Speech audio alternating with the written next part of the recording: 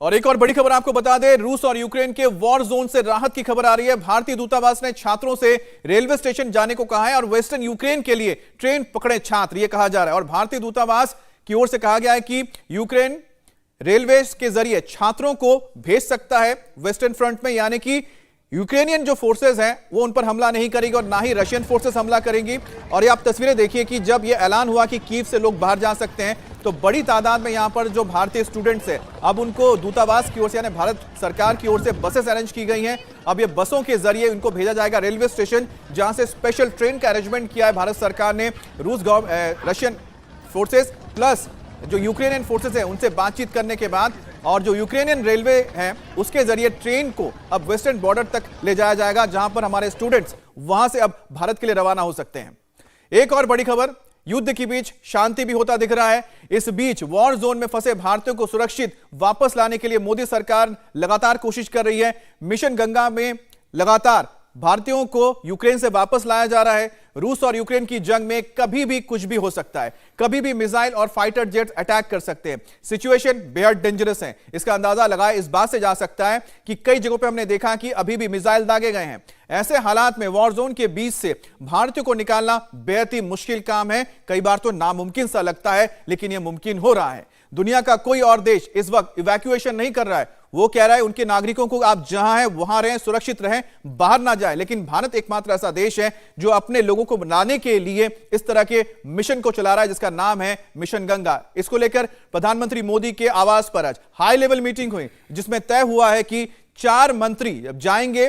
कहां जाएंगे आपको बता देते हैं, रोमानिया, पोलैंड, इन सब इलाकों में जाएंगे और वहां पर आने वाले भारतीयों को लेकर आया जाएगा।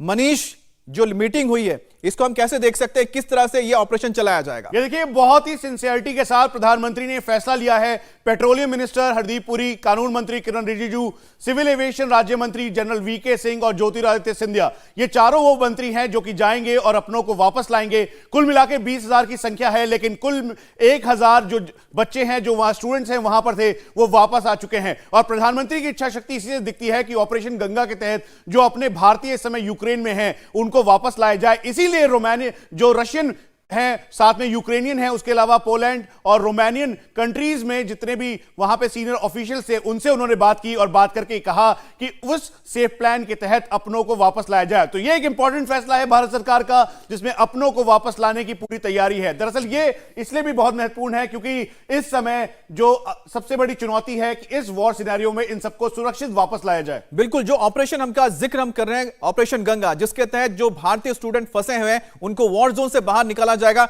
आपको वहां की स्थिति बताते हैं। कीव के 30 किलोमीटर के दायरे में इस वक्त आपको बता दें कि रशियन फोर्सेस मौजूद हैं, जो लगातार वहां पर गोलीबारी भी हो रही है। साथ ही साथ आपको बताएं कि दूसरे इलाकों में भी, जैसे खार्किव है या दूसरे इलाके, वहां पर मिसाइल्स गिर रहे हैं। लेकिन इस बीच, इन सबके बीच में से लड़ाई के मैदान से अपनों को निकालना, नागरिकों को निकालना आसान नहीं होता। डिप्लोमेटिक चैनल्स खोले गए हैं, बहुत कठिन काम होता है। इस कठिन काम को कैसे किया गया है? यूक्रेन के वॉर जोन में जो हालात काफी खराब है, यूक्रेन के शहर शहर में लड़ाई हो रही है, परेशानी बढ़ गई है। एक शहर से दूसरे शहर तक ट्रैवल करना बेहद खतरनाक हुआ है। आने वाले दिनों में जरूरी चीजों की किल्लत भी होने जा रही है। दुनिया का कोई देश इवैक्यूएशन नहीं करा रहा है अपने लोगों की, लेकिन सिर्फ एकमात्र भारत एक ऐसा देश है जिसने मिशन गंगा की शुरुआत की है और अब तक 1000 स्टूडेंट्स को लाया भी जा चुका है।